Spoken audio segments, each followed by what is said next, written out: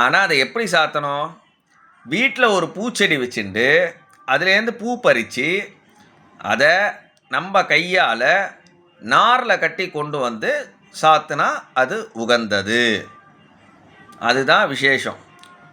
இப்போ ஒரு ஒரு ஒரு 10 வருஷத்துக்கு முன்னாடிலாம், ஒரு 10-15 வருஷத்துக்கு முன்னாடிலாம் எங்கள் தாத்தா உயிரோடு இருக்கும் பொழுது யாராவது இந்த காட்டு மல்லிப்பூவு, அப்புறம் அந்த காட்டு பூம்பா கல்யாண டெக்கரேஷன்லாம் பண்ணுவான், அதை வந்து நூலில் கட்டி கொண்டு வர்றது, இல்லை சாதாரண மல்லிகைப்பூவே நூலில் கட்டி கொண்டு வர்றதெல்லாம் இப்படி பார்ப்பார். பிடிச்சி பார்த்து அதில் நூலில் கட்டியிருந்தா தூக்கி போட்டுருவார். அவன் கண்ணு முன்னாலே அவன் எவ்வளோ பெரிய ஆளாக இருந்தாலும் தூக்கி போட்டுருவார்.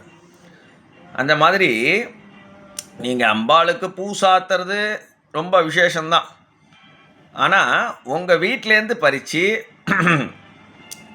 கொண்டு வந்து பூ கட்டி நாரில் கட்டி கொண்டு வந்து சாத்தணும். அதுதான் மிக மிக விசேஷம்.